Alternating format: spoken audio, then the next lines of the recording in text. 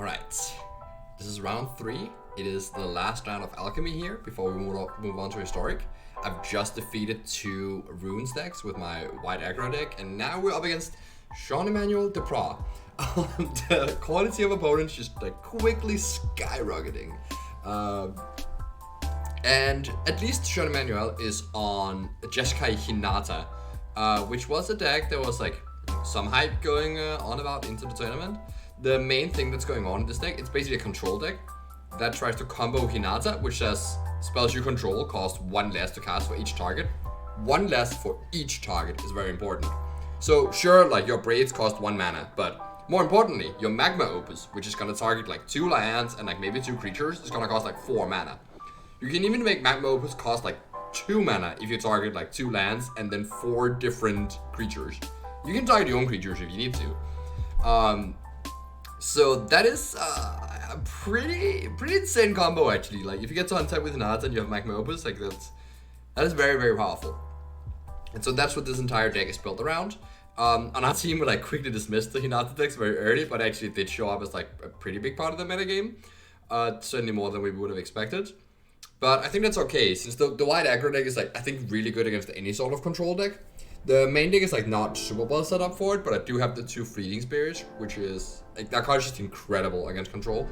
And certainly I'm gonna be looking for those in my opening hands. But even then, having stuff like the Captain and the Guardian Evangel and Thalia, there's like a lot of cards in the white aggro deck that are super resilient and like line up really well against control, like Elite Spellbinder too. So scared of playing against this opponent, but not too scared about this specific matchup. So Jean-Emmanuel's specific build, you can like do it like as more of a blue-white deck with stuff like Divine Purge.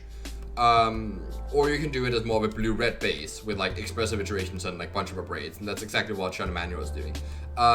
He's actually also running 3 negate main deck, which I assume is to counter Showdown of the Skulls. And it's very possible that like this is the control deck that you can build that actually like has a good runes matchup, because I think all the other control decks are just not good against runes, but this one might get there. Since he's also blue-red base, he is running some Unexpected Windfalls and has 2 Goldspan Dragon as well. Now, Goldspan Dragon is nerfed in Alchemy. It's not gonna have that combo feel when you're like time protected with Tajiri Shelter, or when you target it with Magma Opus or Spikefield Hazard. That comes up in the standard version where you like try and target your Goldspan Dragon and you get extra mana that way. Not gonna come up in this version, but still a pretty powerful card, and it's another way that you can like ramp into your Opus, because if you get to untap with Goldspan Dragon, that's enough mana to cast the Opus already. So that's basically the game plan here. Unexpected Windfall obviously also helps casting Opus, or discard extra Opuses if you have dead ones. And this list is running 3 Shadow Skull Smashings, which are also reduced by Hinata, so that's a neat little combo. Post-board, we're going to be looking at the Smoldering Eggs. There's only 2 copies here, so that's not too scary. Plus a few more removal spells. So nothing too backbreaking in the post-board games, but definitely gonna hope that I can at least have like a Skyclave Apparition to remove Hinata when it comes down. That's gonna be just a pretty big part of my game plan here. Yeah, other than that, I think there's I guess this thing to mention, that at the beginning of the tournament, they mentioned that there was a bug. So this is after Deckless submission. They mentioned they mentioned in the Discord, the like admins officials of the tournament told us about this bug that had been discovered. Again, after Deckless submissions, that Shadow Skull Smashing and Magma Opus are bugged, and sometimes they will not deal damage to their targets if there is something on a stack on top of them that has its target removed. So like, you know, normally when you have like a spell with a target and that target gets removed, the entire spell like doesn't work, it just gets countered, or at least like maybe the damage like gets prevented because like the target is removed or whatever it is, right? Like these things happen. So what happens, the bug is here, is that because these have multiple targets that they deal damage to, and there's something on the stack on top of them that lose their target. So like, it might be a triggered ability, like something from, let's say, a Showdown of the Skulls that tries to target something and that gets removed in response. Or it might be like something weird, like you try and like you know, there's like maybe some removal spell action going on top of the Shadow Skull Smashing. Then if there's something at least where the target, if there's something on top of the Shadow Skull Smashing or the Magma Opus where the target is removed and the spell fizzles, then the Magma Opus and Shadow Skull Smashing also won't deal damage to the targets. It's like an extremely weird bug. But it is very unfortunate to be a Hinata player when this is the case. Like, it's not that often you can actually make it happen, but it does definitely like lower the win rate of these decks, and they kind of, you know, like maybe they wouldn't have chosen to play this many Shadow Skull Smashing, or maybe they would have even chosen to play another deck. Maybe they would have even chosen to play another deck because of this this bug. But they can't really change that because, like, you know, they only was made aware of this bug after the decklist submission. So yeah, Shadow Manual is stuck here with the Magma Opus deck and just hoping that it does not come up. Anyhow, if that's not a spoiler, we will enter the games here. And, oh, okay, as long as it's on freezes here. Alright, so I'm on white aggro against Jeskai Hinata. Looking for Fleeting Spirits is the most important thing in my opening hand. And, okay, this one doesn't have Fleeting Spirit, but I have, like, Hopeful Initiate into Thalia with a Saguardian Evangel, so that's pretty nice. I also have this Kabir Takedown, which is the one-off, like, 26 land that I played. None of the rest of my teammates played. So we'll see if that can come into play here, or if I just end up playing it as a tap land.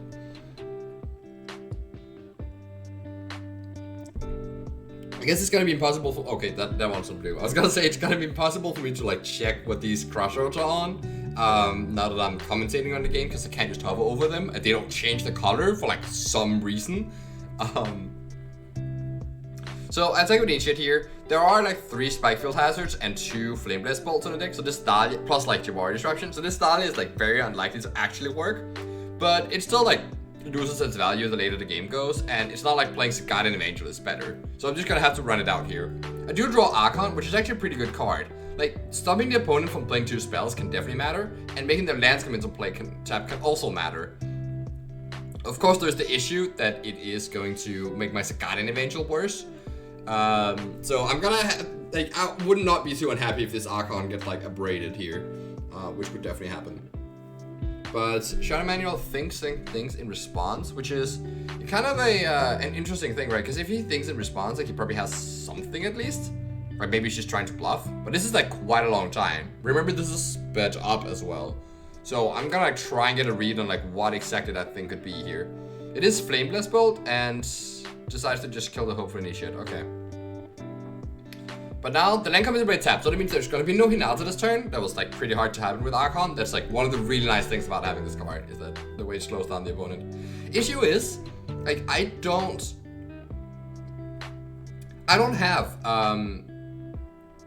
have like the mana to animate Faceless Haven because of this Cave of the Frost Dragon, which that's kind of unfortunate. I also don't really have a good play. Since, yeah, I think I would have actually been pretty happy just animating the Haven and just attack for 5 here. And then like, I expect next turn the Hinata is gonna come down and I can then Skyclave it. But right now, like, I would love if I could just play like Evangel, but I cannot because of the Archon. So I have to decide if I'm just like running out an Apparition with no target, or if I'm just playing a 3-1 Evangel. I think the threat of Hinata is big enough that I can't just run out an Apparition here. So I do decide to go for an Evangel, but I'm not really actually sure if it's correct. Maybe the Apparition is better. Because there's also this threat here where, like, there's this threat with Apparition where, like, even if I get to take a Hinata and my opponent just kills the Apparition, they get a 4/4, and that card is going to be pretty hard to deal with. So maybe it's just better to run out Apparition, and then if they play some blocker, I can just tap it with Evangel and hope they don't have Magma Opus as well. So, not really sure if playing out the Evangel here is actually better. It's also like, it's a lot better to hold it if my Archon dies eventually. I have a lot of lands going on here. So, yeah, maybe that was actually wrong. Might have to think more about that. The thing is that, like, Apparition is not that much more of a threat, where at least the 3-1 can do something. But Shadow Manual has nothing. So the tank earlier, like when he thought in response to my Archon, like now seems kind of odd. Maybe he just did have the Flame Blast Bolt and like nothing else. You can see there's like a bunch of like frantic flipping off of wings like in my background here. If I move my camera, you will be able to see that this is the bat. Maybe I'll just cover it up. No, I can't cover it up quite. Okay, well, you're just gonna have to see flapping wings just all over the place. Alright, so I drew a Brutal Cathar. Notably, here's a Jawari Disruption. So I'm assuming that Jawari Disruption is the thing that Sean Emanuel was thinking about with the Archon. So that mystery has been solved. Now I can let that out of my mind. He decided, for whatever reason, to not counter the Archon. I assume because he valued the land more. That he might be low on lands. So that's some worthwhile info. So the fact that like he doesn't have a Hinata here. Oh, I just spilled water all over everything. Can I continue with the water here? I think I can. It's not a big deal. It's not that big of a deal. I'm just gonna continue talking here. Cause if I have to like clip together a video, that's probably more effort than just like whatever damage this water is gonna deal to the electronics in here, which are none. I've cleared the board of like all electronics, so like don't worry about that. Anyway. So he clearly doesn't have Hinata. He doesn't have removal spells. I'm putting him on like at least negate, and he might have like a Magma Opus and Goldspan Dragon. Like these are the sorts of card that could be in his hand. This is something that's very important to do when your opponent has a weak draw. Keep in mind that it can't just like be all lands. It's very rare that they're all lands. And if you like have open deck list, or you're a pretty good idea of their deck list, think about what it could be potentially that these cards could be. So like you have a pretty clear mind of like what is actually in their hand, because that will help you inform the plays. It's like even though it feels like I'm ahead here, you know, my opponent's still gonna have things. So I'm going to have to read that there is a Magma Opus in hand, for instance. That would make a lot of sense, and also a negate. And so I'm gonna try my very best to make sure that Sean Emanuel does not hit the mana of Magma Opus, and to try and not let him negate something. So this Kabir takedown, for instance, I'm not just gonna run that out if it can be negated. Because, yeah, it seems fairly likely that that's in the hand here. Another card that could be in hand, though, is Unexpected Windfall or Memory Deluge.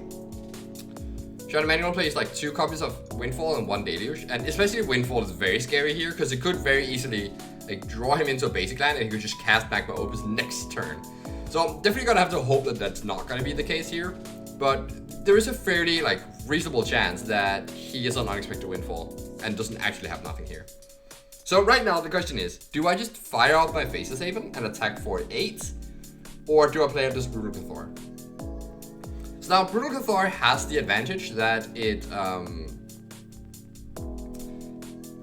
kind of a threat by itself against control. Unlike Skyclave Apparition, with Brutal Cathar, it's actually, they can't just like pass back the way that they would normally want to. I think last turn, if I'd had Brutal Cathar instead of Skyclave, I would have just played that out instead of the Evangel. Also, it's just worse as a removal spell, but it's better as a threat because it's going to transform into this 3/3, and the ward matters, and it's really hard to flip it back when there's an Archon in play. Like, that's exactly what Archon does, right? It just makes sure that like it cannot go back today. So that's a bit more tempting to play here. I think honestly, in the end, I'm supposed to animate the Faceless Haven and just attack for 8. That way I also leave up Kabira takedown. That probably doesn't matter. Yeah, because everything is 4 toughness. The advantage of playing out the Brutal Cathar is that I managed to develop enough that, for instance, if my opponent plays a Hinata next turn and I draw another untapped land, I can actually like animate the Faceless Haven, attack with all, and then Kabir take down the Hinata, which is super risky, and like gets countered by negate. So like that's probably not a good line, or it even gets countered by removal spell. But at least I might have the option to use my Kabir takedown to take care of a Hinata or Goldspan Dragon, and that could be pretty nice. So that's a very good reason to just run out the Brutal Cathar. It's also worth noting, by the way, that Sean Emanuel has no sweepers in his entire deck, which makes it so much easier to play against. So yeah, honestly, I think I'm supposed to like attack with the Haven here, but it's probably not that bad to play at the Brutal Cathar. We'll see how this goes. And once again, I did the thing where I finished my entire thought process, like talking through it, but then we're gonna have to like wait and watch me actually think about it here. So yeah, okay, gotta get better at that. Mental note. Mental note taken.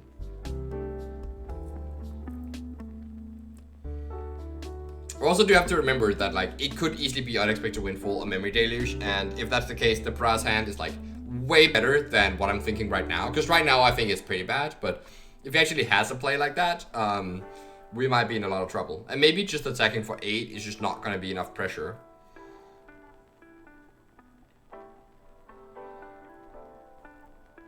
Though I do think it would be.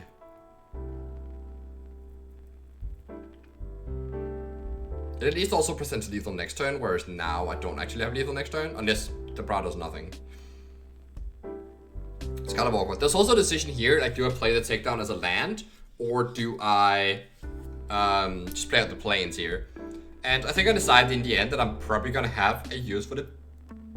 Sorry, I'm probably gonna have a use for the Kabir takedown at some point. So I just end up playing it out. Anyway, there is an Unexpected Windfall. And I think it discarded a negate, if I saw correctly.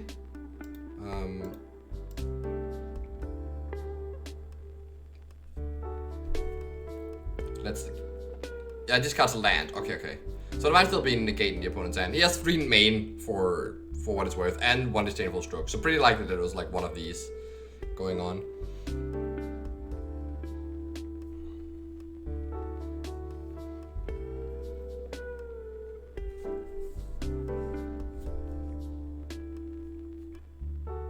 So now, Shenanigans in the tank. I think that means that there's no like basic land plus magma opus. Still really afraid of like just any land that comes into play tapped now, plus opus the turn after. And I'm really hoping that I can hit like a Spellbinder or maybe a Thalia to like delay that a little bit. Alternatively, I can hope that he just hasn't drawn opus. That's definitely like another viable line, because he's like approaching the amount of mana here where like that could easily be an issue. At least I do have a lot of pressure in play. Not quite lethal. Here's a Goldspan Dragon. Okay, that's not Hinata. That doesn't give him like a ton of mana, but he's not really winning the race here, and I think he's deciding whether or not to even attack with the Goldspan Dragon. He can't play another spell here, so he's just gonna play Crossroads. Okay, actually, hold on. This is very important. Wait, I think maybe Sean Emmanuel was on the play actually.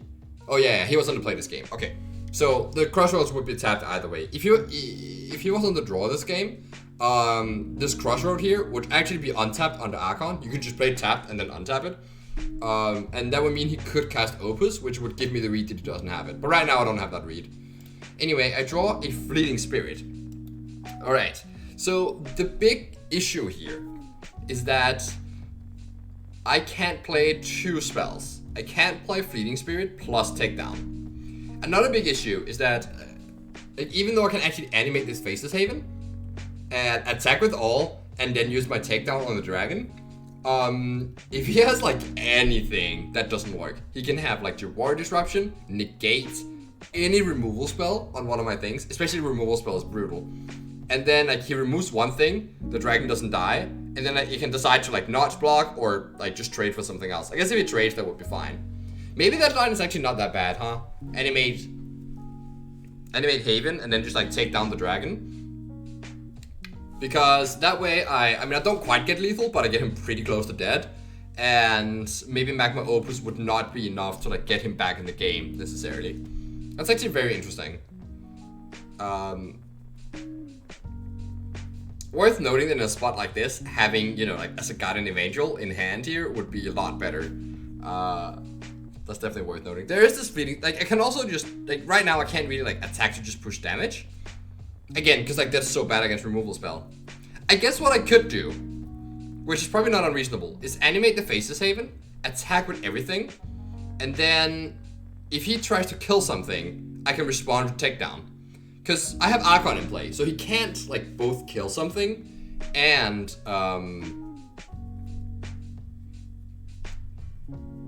yeah, he can't both kill something and then also negate something. Like that doesn't work because the Archon allows for only 1 spell this turn. That also means that I can't go Fleeting Spirit plus Kabira takedown, so it goes both ways, right? I really want to like set up a situation where I can respond to a removal spell with the takedown, because that way I make sure that I'm kind of safe.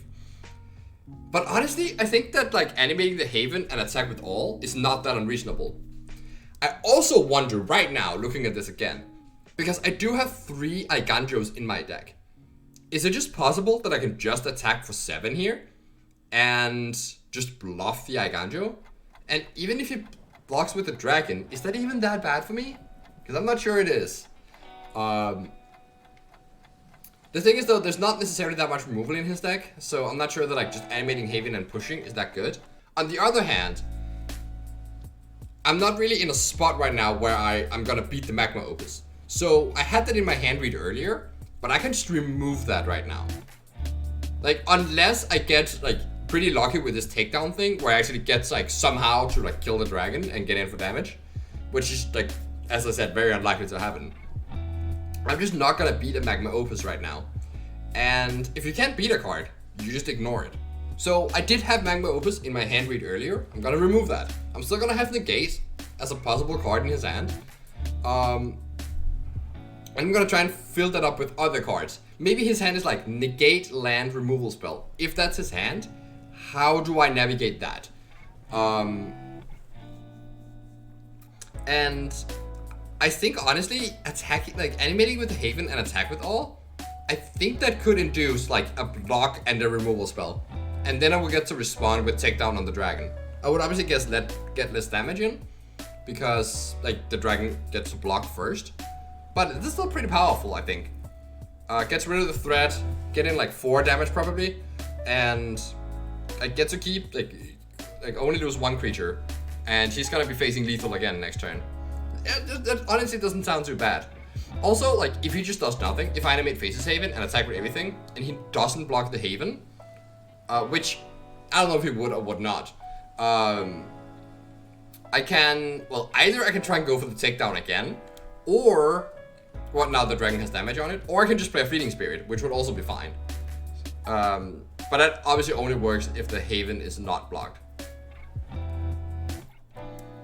So, yeah, actually, like, a few pretty good options there. I do think that going for the, like, going a bit aggressive here with animating Haven, I think that is my best option here. And just hope that I can get him. So yeah, I think I do mess up by not going for that. Because otherwise my other line is just to play Fleeting Spirit and pass. And if I do that, and it's just really awkward, right? Because you can like play a removal spell end of turn. I cannot respond with takedown because I already paid the spell for the turn. So I'm gonna do the thing now where I actually start the video again. Like, I'm not gonna be able to respond with takedown because I already played 1 spell and Archon locks me out. So I, like, right now from the seat I'm in, I just think it's pretty hopeless, and then I just have to play Fleeting Spirit and pass. But honestly, I think there's a lot of value in either bluff attacking, representing the Eiganjo. I think he is far enough behind that he can't, like, he has to block anyway. I don't think he can just take the 7 damage. Sean Emanuel also, like, he's a pretty good player. He thought about the Eiganjo already when he decided whether or not to attack with Goldspan. And decided that even though I could easily have Eiganjo here, he's not going to, like, he is still going to block with the dragon. Just to save damage. So I end up playing the Fleeting Spirit, hoping there's no removal right now. Hoping ideally that Depraz plays a removal spell on his own turn, and then I get to respond to that with takedown. But no removal spell right now. But that's just like an unrealistic wish. That just like doesn't happen. So in the end, yeah, my thing has been taken down. And there's a Hinata. Okay, at least we have a Skyclave to clear that. And we're gonna have 4 creatures again. Still not gonna be able to attack into the dragon, but that's at least something. I draw Snow Comet Plains, which I think can be important, because I can use that to discard a Fleeting Spirit. I don't need to play it right now. So, taking away Hinata. Okay, one thing I'll mention there. If Sean Emanuel had Magma Opus, he could have easily cast it in response. So I know for a fact that none of his last 2 cards are Opus, and I mean, I already like stopped thinking about that card because, as I said, I couldn't beat it. I just need to like make sure I can kill him before top decks it at least, but I can't like give away too much value in trying to do that, because then he might just win even if he doesn't draw it, because of the value he's gonna generate from like removal spells and dragons and so on. But now it is confirmed. He does not have Magma Opus here. Once again, though, I don't really have a good attack. So I'm just gonna pass again. I already played my 1 spell for the turn. Hopefully he doesn't have removal spell in the turn. And he does not. Okay. So that's at least something. Now I just hope that he plays a removal spell main phase. So I can respond to that with takedown. Again, he will not be able to negate my takedown because Archon locks him out of that. So that's like the timing I really want to have happen here. He's going to attack with the Goldspan Dragon. Okay, that's kind of a ballsy move, potentially. We'll see how that bears out. Okay, so there's... now I'm just thinking I'm dead. I think this is just Magma Opus. Game over. GG. But there's actually like another big spell in the deck that I kind of forgot about. So Shadow Manuel here is going to cast Shadow Skull Smashing, targeting my Skyclave Apparition and my Archon of Emeria. Now, that's pretty bad, huh? Because that makes sense to attack with the dragon, because now he's just gonna have a 4/4 blocker. That's why I mentioned that like it's kind of dangerous to use Skyclave Apparition as your answer to Hinata, because the 4/4 token that they will get, like for sure, they have so much removal. The 4/4 token is kind of a big deal too. Faces Haven is nerfed, it's only a 3/3. And yeah, so you don't really have anything that attacks through it. I do have this cave, but I can't really attack through the dragon. There is this good thing, right? Like, this is what I wanted to have happen. A Sorcerer Speed removal spell where I can play Takedown on the dragon response. And that should be the clear line here. The reason I pause is because of the bug I mentioned earlier. If there is a spell or ability on the stack on top of Shadow Skull Smashing that has its target removed so that it fizzles, then Shadow Skull Smashing will not deal damage. It's an incredibly weird bug, but we're all made aware of it. We were told that there would be no punishment if you abused the bug, because it would be in some scenarios it would be hard to track if it was on purpose or not. The reason I mention this right now is that I am keenly aware that I can Kipira Takedown my own Feeding Spirit and then respond to that by blinking out the spirit, discarding planes, which will fizzle the takedown, which will activate the bug, meaning that my 2 creatures do not take any damage. End of turn, my Feeding Spirit comes in, animate Faces Haven, attack for lethal. So, the reason this is tough, right, is that I decided already before the tournament, after that announcement on the bug, that I wasn't gonna go out of my way to abuse it. I mean, if I was gonna do something that I would do anyway, and it happened to like interact with the bug, then yeah, tough luck to be playing these cards. But because the bug was specifically only discovered after the Tickler submission, so it's just like not Shadow Manuel's fault that he doesn't know about it. That he couldn't change his deck depending on the bug. I feel like it's incredibly unfair if I then get that edge that I can like essentially like counter his Shadow Skull Smashing here for like a reason that is completely like bogus. So I decided before the tournament that I was not going to abuse it. But right now I'm put on the spot, right? I can literally like I can guarantee, not really guarantee, but probably guarantee the win here if I go for the like take down my own Feeding Spirit and then blink it, which is obviously a line I would never take under normal circumstances. But if I do that, I go against the principle that I already set for myself, that like I don't think it's fair if I do that. So that's why I'm tanking here. And you know, like maybe it should be obvious that I don't do it because like that would be bad sportsmanship. But I'm also like, you know, like in the seat here, like where I know I can take the win. I know Shadow Manuel is not gonna be mad at me for it, and that he's gonna think that like that's fair, because I mean it is within the rules. It was like very clearly written. If I don't do this, I am giving up an edge that other people will have, because other people will play against Depraz in a similar position and just take that bug, and then they will gain win rate, right? So I'm giving up win rate in the tournament. That is a very important thing. However, I just don't feel like it's fair to Depraz because of this like weird bug that was announced after Deckler submission. If it was announced before Deckler submission, I think I would have abused it. Because then, I mean, yeah, you can make the deck choice based on it. That's just how the game works now. But I don't think it's fair that like he built his deck around these cards that deal damage to multiple things, and these like don't work in weird scenarios. So anyway, that's my little talk about this. I just wanted to mention it because I think it paints a pretty good picture of like what's actually going through my mind here, which is part of why I want to make these videos. And so it's not really strategic advice, right? Because like, you know, like that it's never gonna be the correct play to like, you know, kill your own spirit under normal circumstances. But painting a picture of what it's like to be in this tournament, and like now I'm really like under pressure, and I end up just killing his dragon the way I would have normally. I am behind here, but I'm not that far behind because I know his hand is probably not very good. At least he got rid of the Archon, so now his expressive iteration is unlocked. Okay, that's a card I didn't like think about earlier, but that could have actually easily been in his hand. Because if you have a lot of lands, expressive iteration doesn't do anything against the Archon. Because, well, it does something, right? It looks at the top 3 and then like, you can play something. Oh, I realized now, actually, the card I thought he played earlier, that was like the Jawari Disruption, was not. It was just a regular land. So, I guess he didn't have the Jawari Disruption, huh? Okay, well, anyhow, now I'm fixing this 4/4, and as I said, that card is a problem. What do I do right now? I can either just attack with the cave, put him to 8, and do nothing else. It means like my clock is gonna be really slow, and also, he just cast Expressive Iteration. He got to look 3 more cards deep, plus a draw step.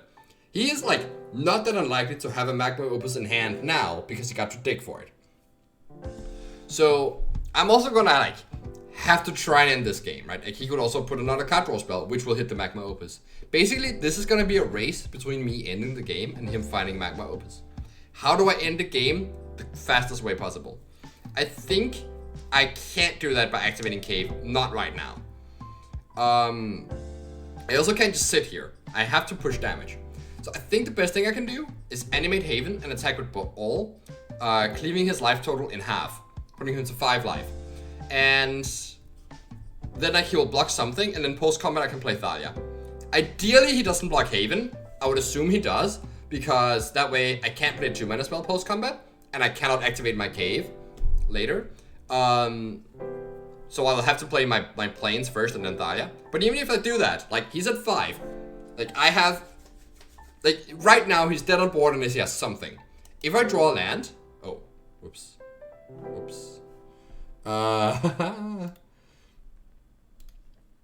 Let's open that one again. Let's see how far we got. This is that turn, and now here's the Shadow Skull Smashing turn, and here is, okay, and there's the Thalia turn. So we attack, put it to 5, yes. So right now, and I'll make sure that yeah, the playback speed should be faster. So right now, if I draw a land here and he has 1 removal spell, I win the game. If he doesn't have a removal spell, which is unlikely, but it could happen. And since I'm pretty far behind, I think if I don't draw a removal spell here, I think it's still safe to push. Because I have to try and end this game. He could also have the Magma Opus, but not the 8th land, right? That's another thing that could easily be the case here. So his hand could be like Opus and Negate. The gate could like, yeah, there's a card that's been in the game all game. Alright, so he does Unexpected Windfall, discard Negate. He did have Negate indeed. So now his hand is essentially random. He could have bricked here. I have no info. He probably took the Unexpected Windfall off of the Expressive Iteration, and he had the Negate already. So all bets are off here. He could have drawn Magma Opus. If I don't push and go for lethal here, I can just lose to the Magma Opus. Yeah, if he has removal spell here, it's pretty bad. I only get in 3 damage with the Fleeting Spirit. But he still goes to 2 life. I still play Aspirant. The Cave is still lethal. If he doesn't have Opus, I'm actually not in that bad of a spot. If he has removal spell, but not Opus here. So, you just have to push. Have to hope for it. And obviously, I would have loved to top deck a land and just animate the Cave, but I don't. So, I attack here. He's thinking. Not scooping probably means that he has something. Hovering over Thalia. Alright, I braced the Thalia. So, yeah, we just get in, put it to 2 life. I get to play this Aspirant, which is like, yeah, not a great draw late in the game, but at least it's a lethal threat, right? I can just put a count on itself. And, alright, we're still waiting to see. Please draw an untapped land so I can just go for it. And please don't have an Opus. I draw Hopeful Initiate. That is so bad. Okay, now can I attack? And again, his cards are kind of random. Like, I know he doesn't have Opus, right? He would have cast it. I know that, or like, you know, maybe he wouldn't have cast it, but I will lose to Opus anyway. So it doesn't matter to think about it. He could still have, like, Counterspell land. Like, his hand could still be dead here. If I just play Initiate and pass, maybe like that. So the thing here is that if I attack with both and he has a removal spell for an aspirant, I can blink out the spirit and I don't get my entire board eaten. But it's actually not that good, right? Because if I then break on a land next turn, I don't have lethal against the 4/4. So maybe actually this turn, because he doesn't have Opus, I think actually I'm supposed to play the Initiate and pass. I just put a counter on Fleeting Spirit or put a counter on Initiate or something. I think counter on Fleeting Spirit is pretty nice. Because then I can start to attack through the 4/4. Alternatively, something I should have done last turn, because it's really hard for him to interact with this cave. Since like all his removal spells are just like burn spells that deal like 3 damage, like a braid. So maybe actually, I think actually last turn here. Hold on, I played the Luminarch Aspirant. Yeah, I attack here, play the Luminarch Aspirant. I just thought that I was supposed to make that a lethal threat, but it might be worth more. Because if I think about it, right, if I hit a land, I probably have lethal, because it's really hard to interact with Cave. If I don't hit a land, just being able to attack with Feeding Spirit and giving it first strike matters a lot here. Yeah, that actually matters so much.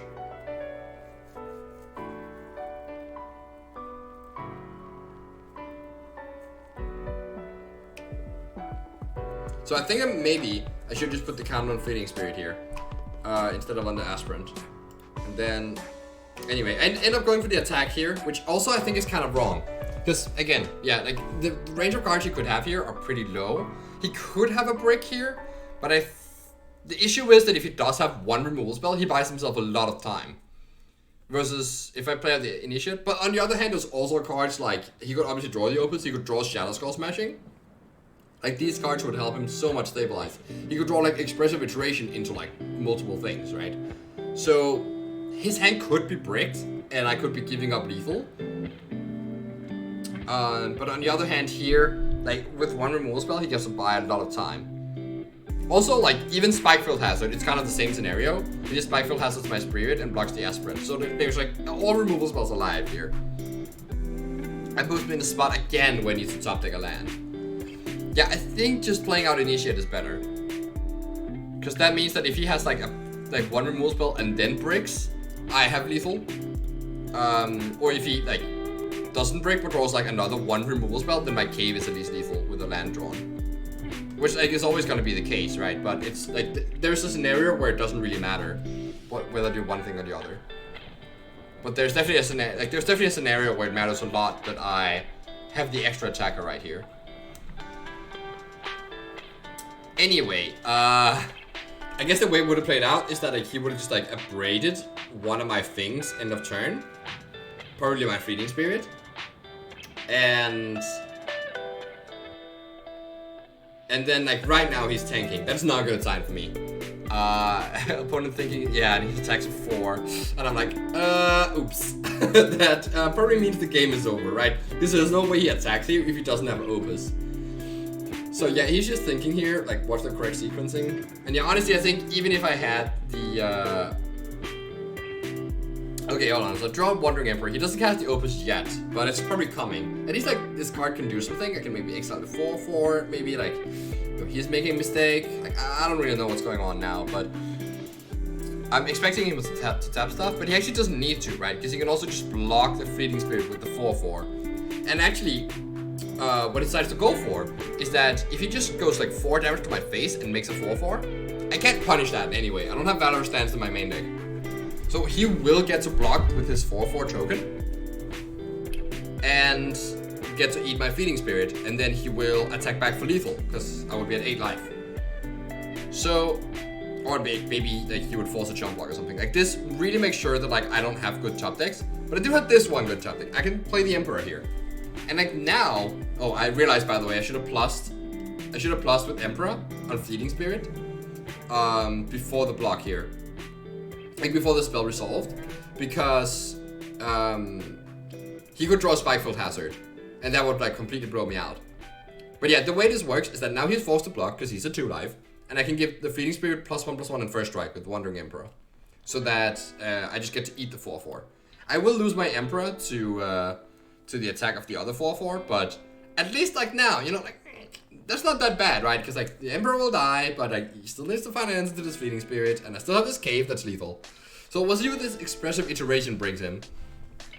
Puts a card in hand pretty quickly, has a land, okay. So let's see how dead we are. Still thinking about he's not just attacking Emperor. And, oh, okay, well, Opus to the face, sure. I mean, that is gonna be lethal now. Cannot beat back-to-back Opus here, and we sadly die in what I think is a very close game. I definitely think I could have played tighter in certain spots, and obviously I could have abused the bug to win, but that's whatever. And yeah. Anyway, post-board, we get something really important. We get Valor Stance. Valor Stance kills Smoldering Egg, Hinata, and Goldspan Dragon. Plus, it can sometimes like save my creature from removal. If I was like preparing for like specifically this matchup, I would have had like 3, maybe 4 Valor Stances. It's very important. I have to decide on like how many Archons I want in my deck. I think on the play, it's a little bit more useful, and also have to decide on how many Skyclave Apparitions. Apparitions is like my answer to Hinata, but as you can see, like it's also a downside, right? Because if they just kill my Apparition, then they just get a 4/4. So in the end, I decided to board like the thing shown here, where I don't bring in my Guardian of Faith because there's no sweepers in his deck. That is what it's for mainly. It's like protecting against sweepers.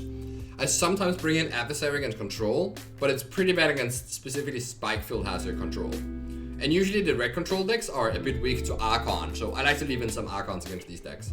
I do board up to 4 Fleeting Spirit, incredibly important card. And I decide that when I'm on the play, I don't need any Apparitions in my deck. I can also actually board out a land reasonably here. Like the Kabir Takedown, yeah, which is what I do. I board out the Takedown, because I'm not going to have that many creatures in play, and I don't really want to flood either. And it's just like, yeah, it's just not a very good spell, and it's also not a very good land anyway. So I feel pretty comfortable just boarding out the Takedown here. At least the Igantios can be pretty important for attacking into stuff like Hinata. So I end up boarding like this, and yeah, we're just like relying on the Fleeting Spirits here.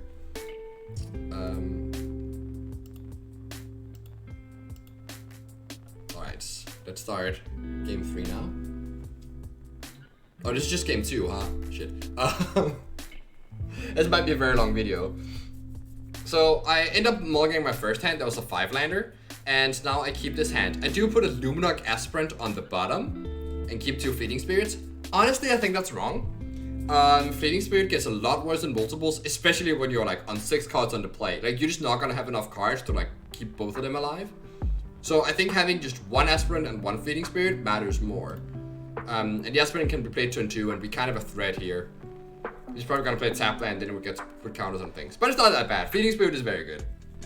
So I do go in here, attack with Initiate. And this is just like an awful spot to be in as the control deck, because like you can't, it feels really bad to kill the Initiate, but you can't really try and kill the Fleeting Spirit. That's a Smoldering Egg. Okay. That's definitely scary. But it's not that bad. I do make a crucial mistake here. I don't play my land pre-combat. Now he knows that I don't have Agandro. I just gave that away, right? If I play my land and then attack, like he's not gonna block with his egg probably. At least like there's a chance I'm actually taking damage, and that matters a lot.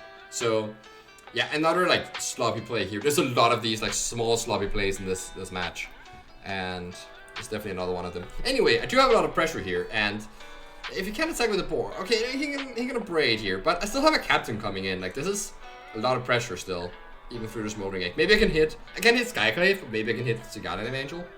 Right now I'm thinking though, do I Evangel right now? But decided, no, he might play like Hinata next turn. It's gonna be better to Evangel that.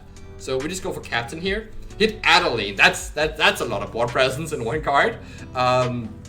Gets the token, like Adeline's so good against Smoldering Egg, and in general against these like red decks.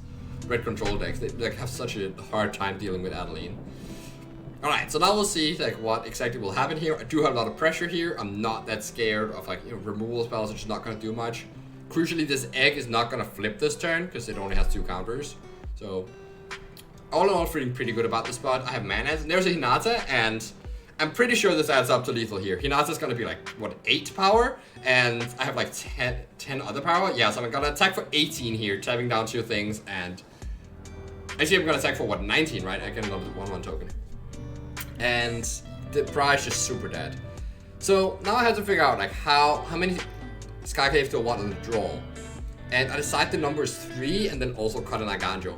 I think cutting the Aganjo here, not my brightest moment here, because my deck is like, you know, I'm playing a 26 land deck in my main deck, right? Because it does need to hit land drops. When you're on the draw, you can definitely lower your land count.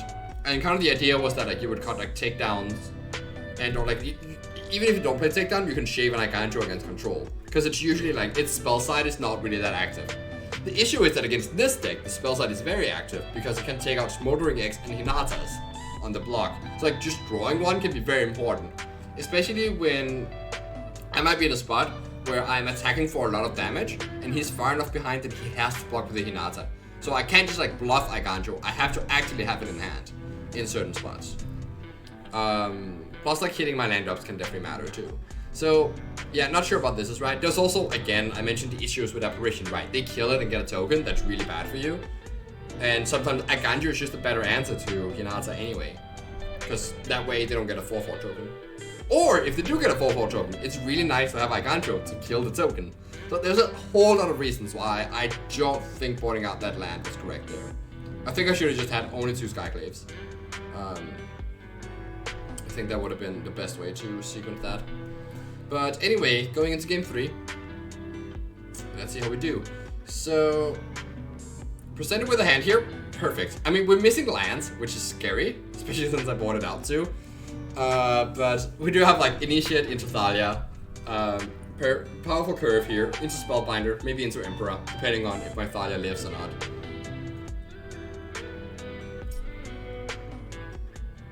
And even an Inquisitor Captain. Okay, well, that's a lot of 4-drops though, so I really need to hit land drops soon. Please. Alright, just place the Crossroads here is on red, by the way. And so there's no chance of Jawari Disruption. That's really nice. I don't have to worry about that. The question is, which 2-drop do I play? Thalia or Aspirant? If I play Thalia and he has Spikefield Hazard or Flameblast Bolt, he gets to kill one of my better cards pretty efficiently. However, he could also easily have a Braid here. Like, he clearly doesn't have a blue card, right? He doesn't have Disruption, because he would have, like, named something else with his lands here. Like, just sequence this differently. But he does have, like, clearly a red removal spell. Because he also, like, cares about casting that more than representing blue mana. So, he has red removal. The question is it Spikefield Hazard or a Braid? If it's a Braid, it's much better to play Thalia, because, like, he won't get to Braid my Thalia immediately. He has to, like, kill my Initiate, or maybe just, like, not spend his mana, and then, like, spend his entire next turn killing Thalia. But if I play Aspirant, and he gets Braided, it's not as bad. If I play Aspirant, and it's, like, Spikefield Hazard, that's sort of okay, because I still get to play Thalia later. Except I don't really, because I already hit my land drop here, and I can play Spellbind the next turn. So I think all that adds up to a scenario where I should just play out Thalia here.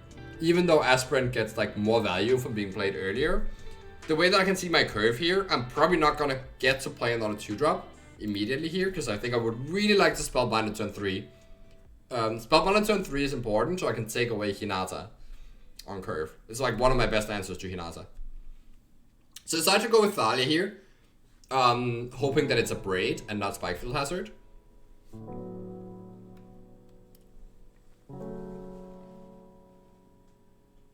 And well, we'll see. He's thinking in response here, which if he that's a good sign for me, right? Because if he had, yeah, okay, so it is a Braid, decides to use it on a Hopeful Initiate. Very happy with that exchange. And now we have this Thalia going, which it's gonna, like, even if he has like another removal spell here, like another Braid, it's gonna cost him the entire turn. So he's thinking here, and for a while, I guess.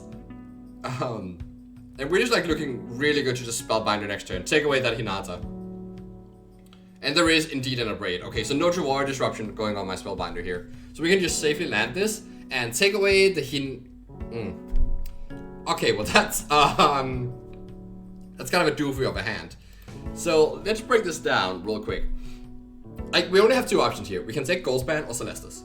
The issue with taking Goldspan is that if he just had, like, once he can cast the first dragon, he will be able to cast the second dragon the turn after anyway. However, right now, he doesn't have a play next turn. There is 2 good things that can happen if I take Celestus. like one, he could like he might just draw a land next turn and he just won't have a play for turn 4. Which obviously the Celestus is like not that board impactful of a play, but it still matters. Like it's still gonna, you know, like start like drawing cards, like day night, gaining lives, and so on. And having that taken away can be very important. Second, he might also like just not draw land for the next 2 turns and have these dragons stranded in hand. So I think like both those arguments like point in the direction that I should just take Celestus here. Because again, if I take a dragon, doesn't matter. He can just play the other dragon and then he'll get enough mana to just play a 7 mana dragon after that. So he is gonna, like, once he has 5 mana, there's gonna be 1 dragon and a 2nd dragon coming after that. And I really need to, okay. I don't hit my land drop and there's a Hinata. So, very frustrating in this spot. And I'm just thinking back to like that Iganjo that I caught. Like, oh my god, like what was I doing? What was I doing? That would be perfect here. At least we know Hinata's not that scary. There's no spells that's gonna reduce right now. But if there is a land on top, like we're gonna get attacked for 8 in the air. At least I can play this Luminarch Aspirant. I can make the Spellbinder a 4/2 and it can block one of these flyers. So like maybe we can kind of like stabilize against that. And we do have like Wandering Emperor the next turn. Like maybe we can make something happen, but whew, that's a lot of damage. I start by blocking the dragon here, and then I realized, no wait, maybe Hinata's more scary. Because I guess they could top deck Opus, but like Dragon still lets them cast Opus. Like, I think blocking Hinata here is just like wrong on so many levels. It's, the Goldspan Dragon generates more value because of the treasures. The Hinata can be hit by Skyclave Apparition. Where I have 3 Skyclaves in my deck. Goldspan Dragon cannot get hit by Skyclave. Like, the fact that it makes Valorous Stance more expensive doesn't actually matter, because I still have the 3 mana to play Valorous Stance. And he could draw another Hinata, right? And that card would be dead until the first Hinata dies. Whereas now I kind of open up Hinata as a good draw for him. So he could even like, you know, next turn, maybe he could go like Goldspan plus Hinata. I guess he couldn't actually, because like that's not how treasures work. But regardless, blocking Hinata here really bad. I'm just supposed to block Goldspan Dragon. At least I know that he has nothing else but I draw another Thalia. Not the land. Otherwise, like it wouldn't actually have been that bad, right? If I draw a land here, just Emperor the Dragon, and then like if he doesn't draw a land, he can't cast his other dragon yet. Oh, he can actually, because it's only 5 mana. Never mind. I didn't take it with the Spellbinder. Actually getting punished as well for that, right? Because yeah, because he wouldn't have had time to play the Celestus the way the game played out, because he just top decked Hinata. So I do think my play like that was correct, but it could have worked out in a specific scenario where it would have been a lot better to just like have taken the dragon. Anyway, now all I can do, attack with Aspen, put a counter on it, and play Thalia. Except, actually, think about this. Am I supposed to play Thalia here? I just do it as like, you know, an obvious play, right? Of course, I mean, that's the only card I can play. I have one option. I can play Thalia. No, I do not. I have 2 options. I can also choose to play nothing. Like, it's god-awful to play nothing here. But all the info is on the table. What's gonna happen? My opponent will play a 2nd Goldspan Dragon and attack me for 8, down to 6 life. And then I draw a land. And then I can't cast my Emperor, because there's a Thalia in play. So right now, this Thalia will hurt me more than it hurts my opponent. If I draw a land here, the only thing I can hope for is Captain hit Spellbinder, put a counter on it, hope that my opponent doesn't have removal, get to trade, and then hope to draw another land. It's a very like long-winded escape route. Whereas at least if I could play Emperor next turn, I would get to buy it a kind of a lot more time. But now that option is completely closed off to me, and let's see if we at least draw the land. That's like step 1 to stabilizing here. Opponent is thinking here. This Celestus do cost like 6 mana now because of Thalia and Spellbinder attacks. But there is 6 mana in terms of treasures. So if Shadow Manual just has like a bad card in hand, like a land maybe, you would just play Celestus. So at least he has that. But I draw Skyclave Apparition, which is the card that could have been Iganjo. But now it's just a Skyclave. So just feeling like pretty bad about this. If it had been Iganjo, like I probably would have just like tried to kill one dragon, then like hope to, I don't know, like chop deck out of it. Top deck another land to play Emperor next turn and hope that my Thalia dies. But you can definitely see like why Thalia being in play here, it's just like a downside for me. Another thing you can see is if I had blocked the right flyer earlier, I could have used Skyclave to just take out Hinata now, and I would not be facing lethal. So if I do like everything correctly here, where I don't attack with, I don't play Thalia that turn, just like put a count on Aspirant. And then this turn, I kill Hinata, and just like put another count on Aspirant. And then the turn after that, they put me down to 2. And I can play my Emperor if I draw my land then, because Thalia wouldn't be in play. And I can take out the dragon. Very unlikely to work, because there's still the Celestus drawing cards and losing away. And there's like draw steps and so on. But like, there is a chain of events here that could help me stabilize. And if I draw my 4th land and stabilize here, my hand is very good. I have like double captain here. It's not that bad for me. Also, like, he couldn't even have played the Celestus actually if I killed the dragon and like left up Hinata, because I mean there wouldn't be enough treasures, right? Because like, yeah, you get to kill 1 dragon if I block that. So like some very loose plays here. Sloppy sideboarding, just like not thinking through my plays here. There was like some scenarios in game 1 where I could have like extracted more from my cards, and I just didn't. And in the end, we're sitting up here with a loss, and it's like it's backbreaking in a way, because like this is one of the good matchups, and the metagame just doesn't have that many good matchups for mono white. It has a lot of like 50-50 matchups. But like, you really are supposed to win your good matchups. And that's what Sean Emmanuel said after the match as well. That he thought that he would not be good against white aggro. And I kind of agree. I don't think the Hinata deck is good against white. But definitely has game. Sometimes the white deck just like fizzles. And sometimes the white pilot does not play optimally. And the Hinata player does play optimally. And that's how you end up with the loss. So going out of the Alchemy round here, 2-1. Still pretty good. Now I have to go to Historic, where I'm playing Food, which is a deck I haven't played in quite a while. Well, it's been a while since I played Food, like just in general. But also this version, the Black-Green Lurus Food, is quite different than like the Mayhem Devil versions I'm used to playing. So I haven't gotten too much practice with that deck, and I'm a little bit scared that like maybe I'm just like too rusty and I can't really match up in Historic. So a little bit nervous here. We'll see. Eyes on the prize though. I still like, my goal for this tournament is to go 9-6. I don't think I mentioned this earlier. Why didn't I do that? But my goal is to go just 9-6. I already secured my invite for the next one, but I want to get Worlds points.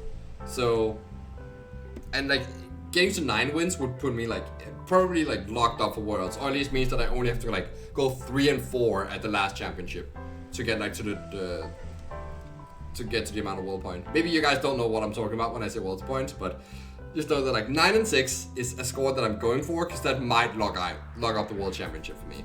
And 2-1 is a fine start to go for that. Just would have hoped for like a little bit better to like give me that head start, give me some momentum here going into Historic. Anyway, this turned out to be almost an hour long, so I'm gonna stop recording right now. And yeah, I hope you watched all of this. That would be awesome. And I hope you learn from this and do not make the same small sloppy mistakes. I think one crucial thing there is like the Thalia lesson, right? Because that's a very obvious thing of like, no, you never just have one line. You can also just choose to do nothing. And sometimes that's important. And sometimes bluffing matters, right? That's another line. Like, you're just like so rarely actually out of options in Magic. So keep that in mind. Anyway, see you in Historic next video.